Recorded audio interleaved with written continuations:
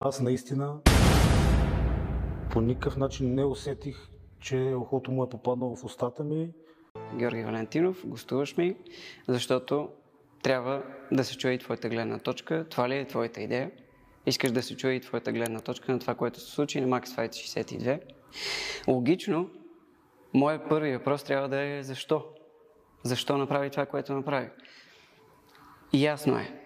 Адреналин, среща, хора, викове, напрежение, да речем, си пил едно кафе преди това, още повече ти е дигнало адреналина. Мислиш ли, че нещо от тези неща могат да те оправдаят? Че някой от тези неща може да те оправдае за това, което стана? Здрасти, Жоре. Виж самата ситуация. Хората, които ме познават, знаят, че аз никога не бих излагал. И ако го бях направил умишлено, аз ще си призная. Аз наистина по никакъв начин не усетих, че ухото му е попаднало в устата ми и въобще тази ситуация въобще ми се губи.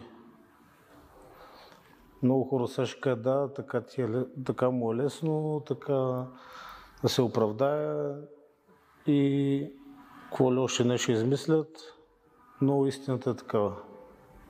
В крайна сметка ние сме бойци и се качваме горе да се бием, не да играем шах.